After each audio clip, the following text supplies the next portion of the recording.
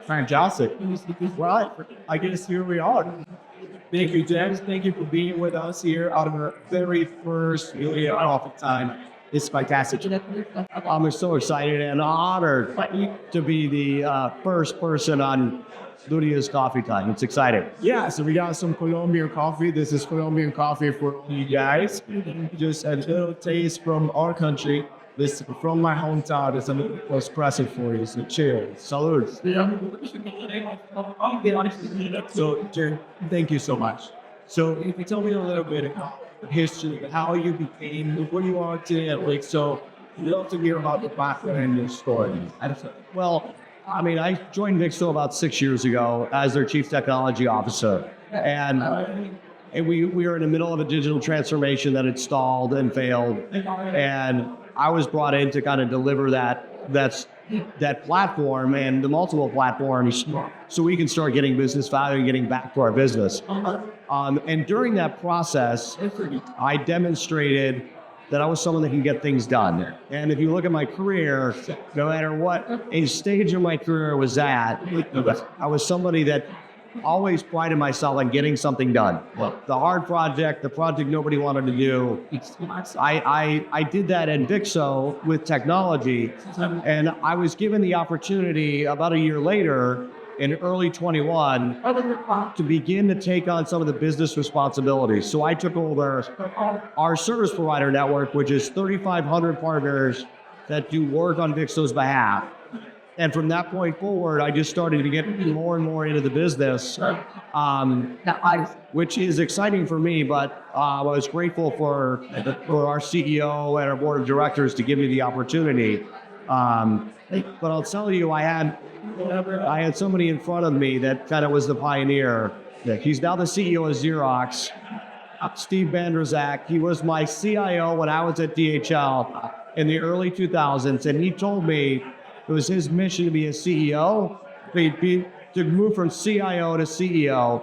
So I'm following in Steve's footsteps, but ultimately becoming a COO at Vixxo was about getting things done, but knowing that technology was going to be an integral part of how we operate more efficiently is how I got to where I am today. It's incredible. Also, thank you for your service. I was also remembering the Heroes Collective and all the stuff, the work that you do. That's for a different time. Okay? But no, thank you. It's been incredible. And now, and we're here at AI conference, and it's been transformative. Can we talk a little bit more about your AI journey? What do you think it's important, and how is Vixxo innovating with AI? Well, we started our AI journey with Ludia Consulting about 18 months ago. And it was really an idea. We knew at Vixxo that we wanted to start, we needed to be one of the first. And I tell this story all the time, but we had a technician who decided to take some of our troubleshooting guides and load it into ChatGPT and ask it questions. And he apologized and said, "Jim, I'm sorry, but I wanted to show you this."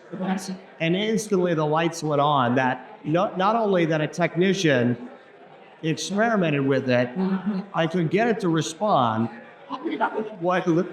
That was the foundation of the use case, which ultimately became Vita, which is our virtual technician assistant. That's incredible. And now Vita is basically transforming the industry.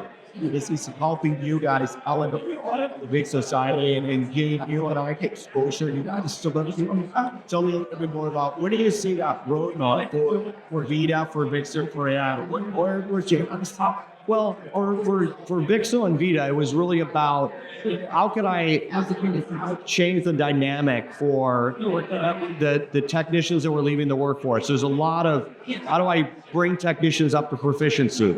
And I think it took us like 8 months to deliver it start to finish. We're adopting it now. We've done 2,000 work orders. We're starting to see some business impact and benefit. And now we're thinking about what's next. And one of the things that I loved about the initial premise of Vita was that it was a technician's idea and he experimented with it. So the concept of like the citizen developer doing small agentic AI solutions that can help us solve a niche problem, like make someone a better negotiator or help us make a better decision on prospective markets and customers. Be quick, be fast, and provide almost immediate value.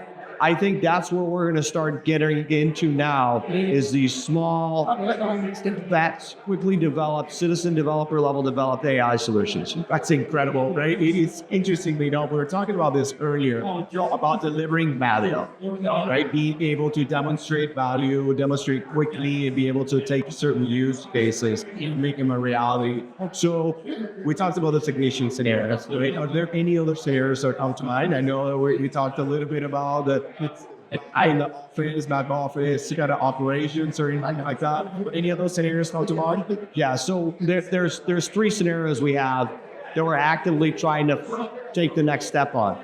The first one is when we're just sitting down negotiating with a service provider, especially in this economy, it's all about the rate increase. It's, inflation's coming in. We're trying to, how can we effectively use AI to help us work with our partners to give them more value, to create a two-sided marketplace for them, but where they're seeing value, where they're seeing growth with us, they're being more effective. How can I make them more efficient so that we can grow our businesses together? But if we're only stuck in a rate conversation, you're never going to get out of it. Like, how can I incentivize you to perform better? We're going to use AI solutions to help us with that. We're going to use AI to help us qualify new customers, market qualification tool. And then we have a bigger one on the horizon around quote automation and how can I get a little bit more insurance industry-like on issuing quotes rather than waiting for a quote to come in. It's fascinating. So we have multiple areas in which the business can benefit from AI. So do you think AI is here to stay, or do you think it's going to go away, or do you think it's just going to continue to revolutionize businesses? I think it's here to stay. I got two sons. One's a high school student, the other's a college student. And I told them, I don't care what you major in, but you have to learn how to leverage AI, because the leaders of tomorrow will be the people that implement AI the fastest, the quickest in their specific industry. It's not going anywhere, and that's why Vixxo is trying to be out in front. It's the future of what we're doing in every business, not just technology. Interestingly enough, we talked about it a long time ago, right? It's not about whether AI is going to take your job. It's the person with AI will, right? So having that advantage in the workforce and for innovation. So that's it. I think, Jim, it has been fantastic having you. Thank you for the partnership.